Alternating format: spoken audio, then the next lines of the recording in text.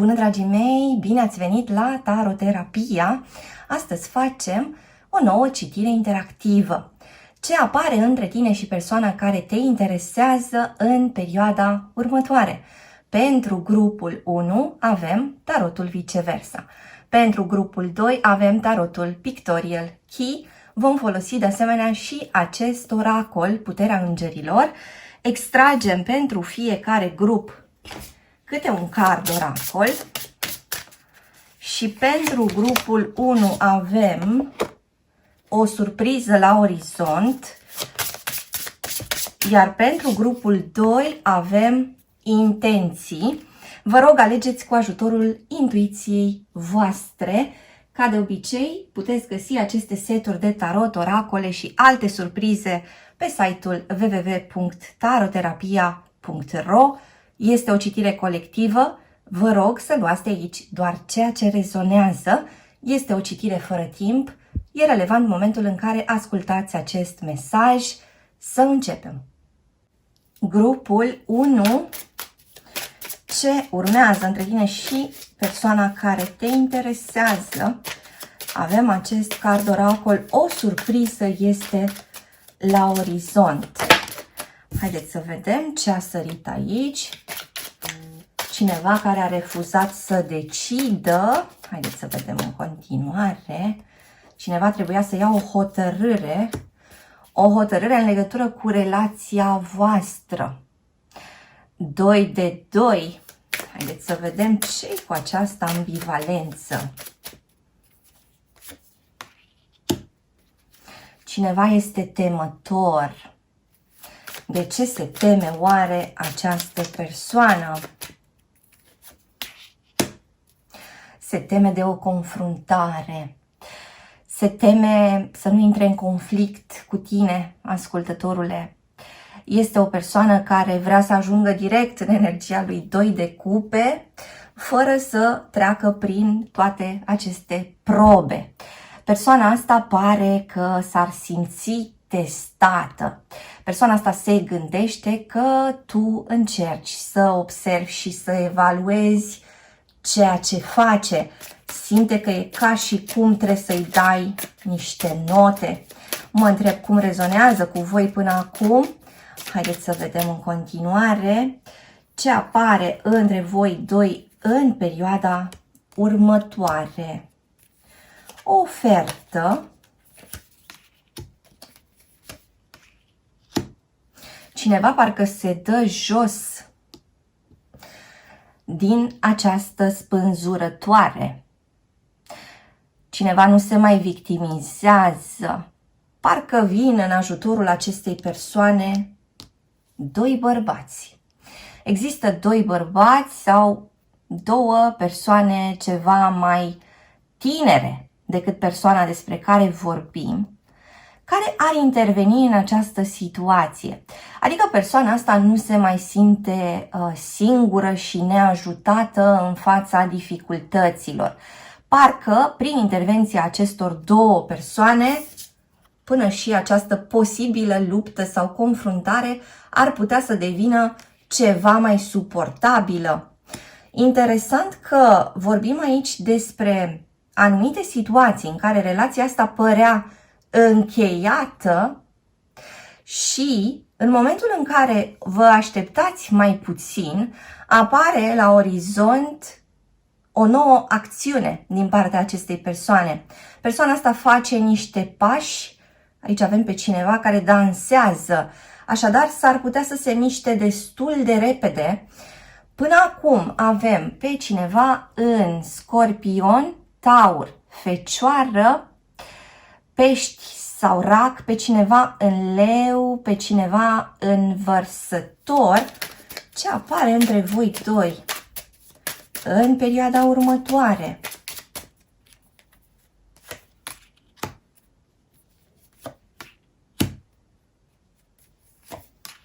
Cineva își schimbă modul de gândire. Cineva reușește să iasă din prea multă fantezie care se transformase cumva în iluzie sau în autoamăgire. O confruntare cu realitatea.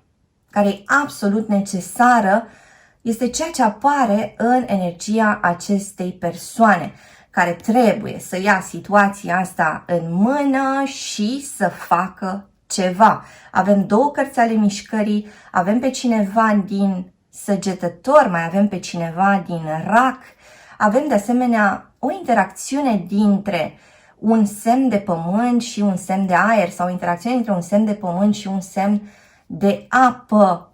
Se anunță niște evenimente importante în perioada următoare. E ca și cum persoana asta nu mai poate să stea pe loc. Haideți să căpătăm ceva mai multe indicii.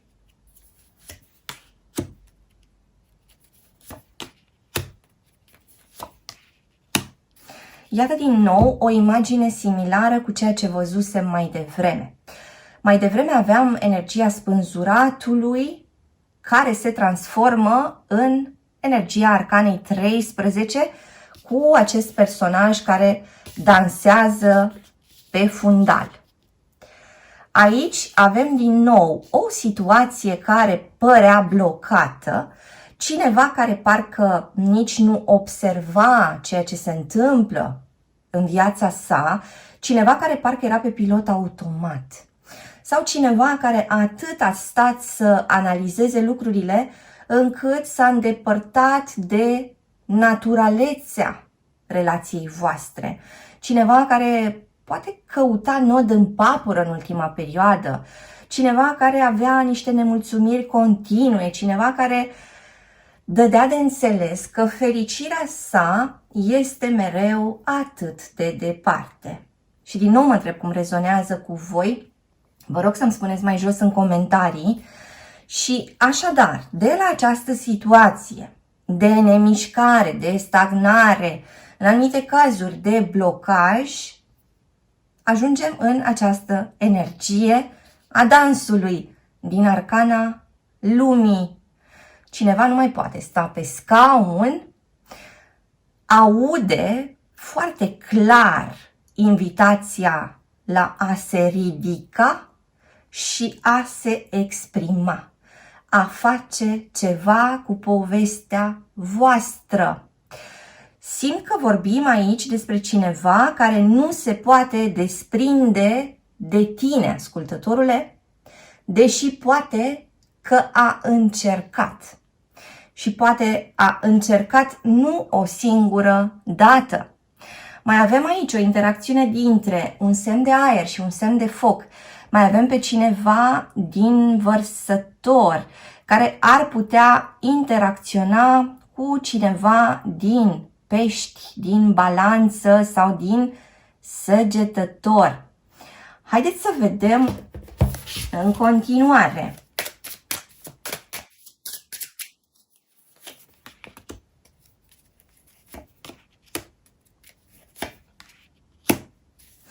Cineva s-ar putea să tranșeze niște lucruri care s-au întâmplat în trecut. Pentru o parte dintre voi există în momentul ăsta niște pete negre, ceva ce nu a fost clarificat, ceva ce n-a fost discutat, da? Există niște semne de întrebare foarte mari și pare că ar urma un soi de consiliu care aduce în discuție niște probleme care s-au întâmplat între voi și care nu fuseseră rezolvate. Cineva începe să își asume responsabilitatea, adică cineva poate să spună ce a făcut bine și pe unde a greșit. Cineva care, iată, poate transforma energia nebunului în energia împăratului, printr-o discuție, printr-un moment care taie orice urmă de dubiu. Vorbim despre cineva care se îmbărbătează și care poate să abordeze situația asta de data asta în mod direct, frontal, cu energia masculină și puternică a împăratului. Cineva care nu se mai comportă ca un adolescent. Cineva care nu se teme să țină sabia adevărului în mână. Și din nou mă întreb cum rezonează cu voi. Avem următoarele date de naștere și atenție, atunci când spun date de naștere, nu mă refer doar la ziua de naștere. Mă refer și la lună, mă refer și la an. Așadar, avem următoarele date de naștere care conțin cifrele 4, 6, 2, 1, 8 sau 9. Haideți să vedem în continuare ce apare între tine și această persoană în perioada următoare.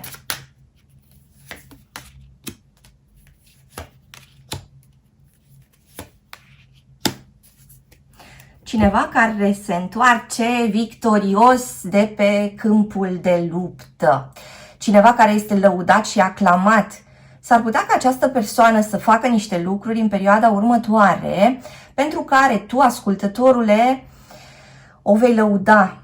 Această persoană are nevoie de recunoașterea ta, are nevoie de feedback-ul tău direct, are nevoie să știe, inclusiv atunci când face lucruri pozitive, bune, constructive pentru voi doi.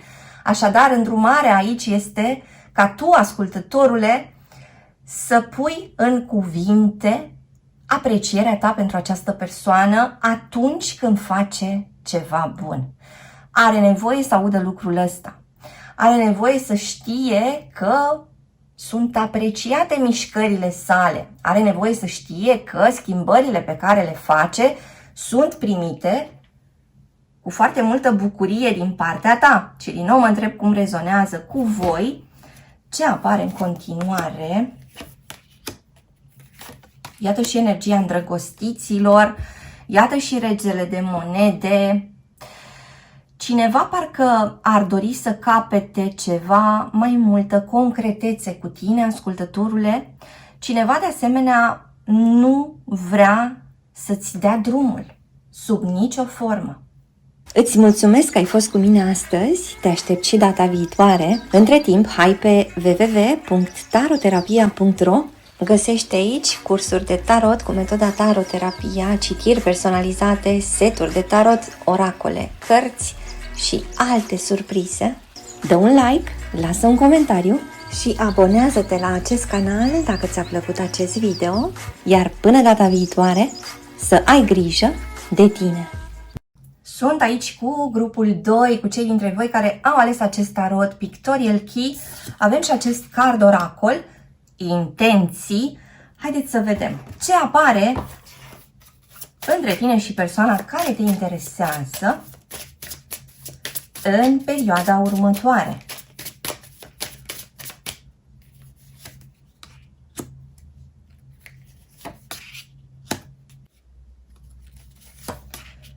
Magicianul, papa și acest cavaler de cupe.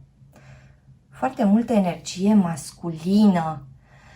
Cardul pe care voi l-ați ales are legătură cu a formula ceea ce vă doriți, a formula foarte clar intențiile.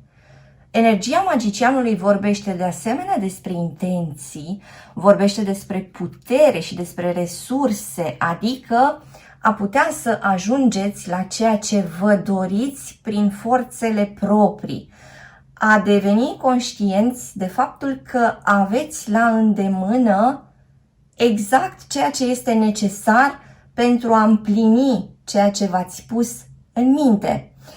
Vorbim de asemenea despre o uniune, o binecuvântare. Pentru unii dintre voi putem vorbi despre o logodnă sau despre o căsătorie.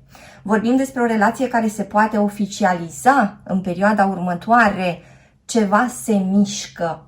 Energia masculină ajută ca lucrurile să fie în dinamică și să ajungă la materializare. Haideți să vedem în continuare arcana soarelui, asul de săbii,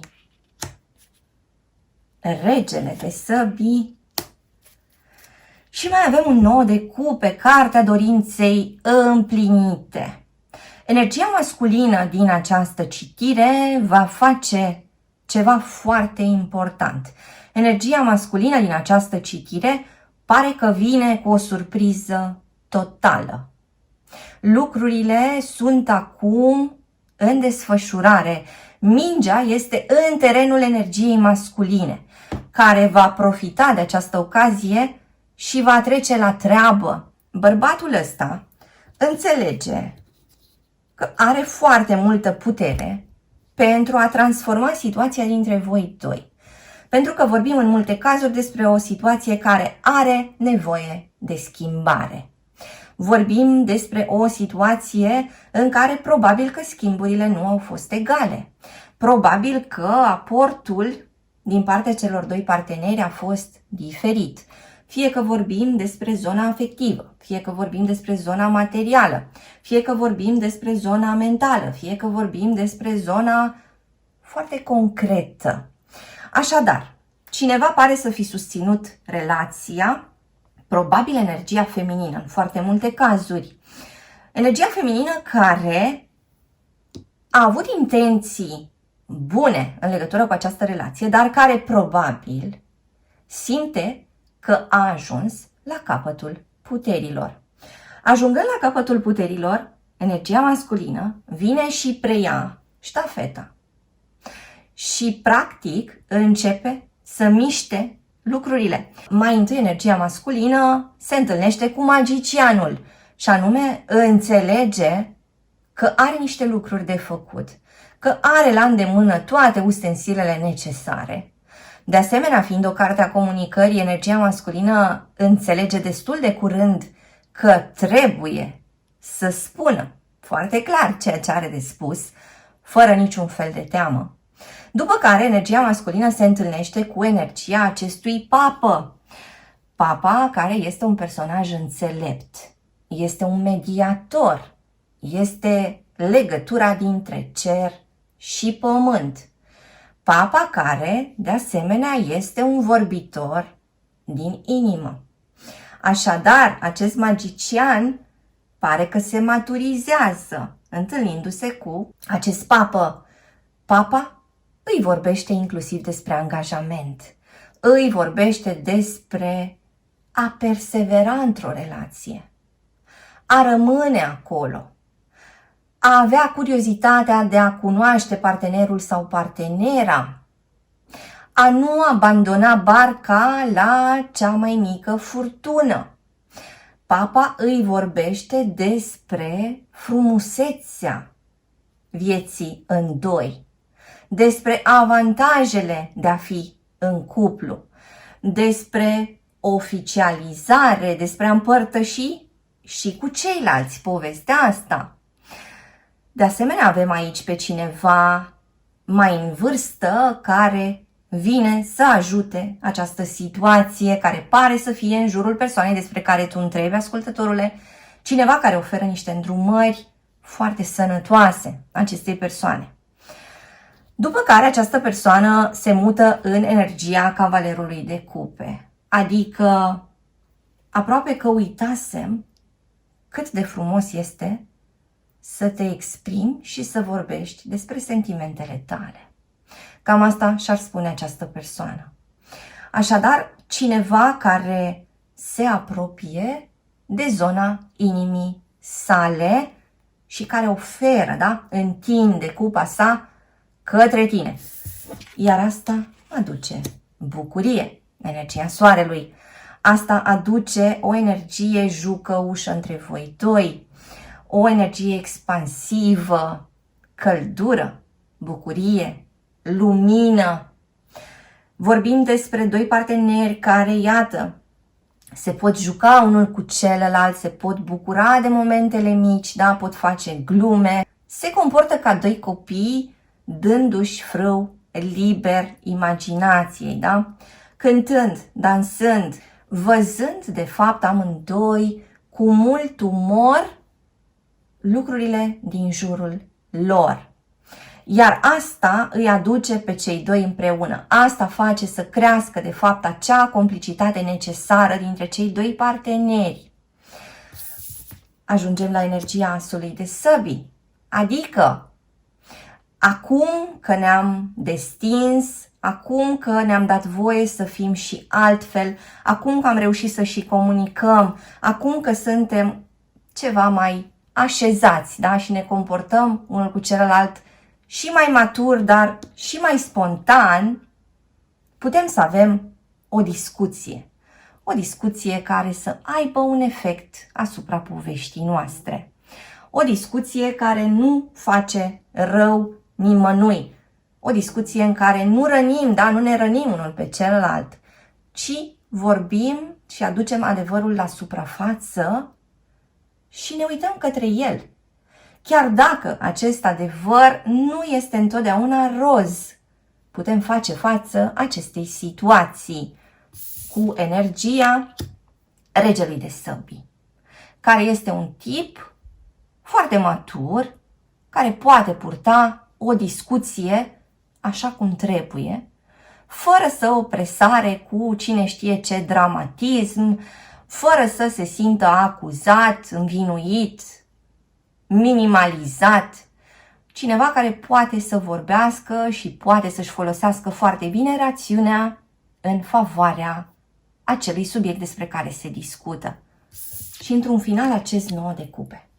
Adică este ceea ce ne dorim. Da? Cartea dorinței împlinite. Adică ajungem la dorințele noastre trecând prin energia acestor arcane, adică făcând niște pași, progresând în această relație. Se anunță o creștere importantă, ceva ce se întâmplă în perioada următoare parcă sparge ușile, parcă dă la o parte orice fel de problemă majoră pe care ați întâlnit-o până acum. Vorbim de situații în care persoana asta pare să se fi îmbrăcat pur și simplu în alt fel de haine. Pare că este cineva total transformat. Avem aici pe cineva din Taur, pe cineva din Balanță, din Fecioară, din Leu, din Gemeni, cineva din Rac, mai avem aici pe cineva din Vărsător, avem pe cineva din Pești sau din Scorpion, avem date de naștere, adică zi de naștere sau lună sau an, care conțin următoarele cifre. Cifra 3, cifra 1, cifra 8, cifra 5, cifra 7 sau de asemenea cifra 4.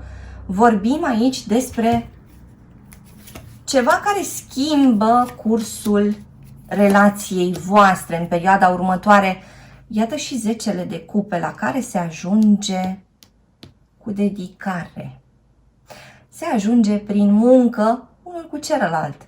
Se ajunge prin a fi prezenți și a dărui în cantități relativ egale pentru această relație.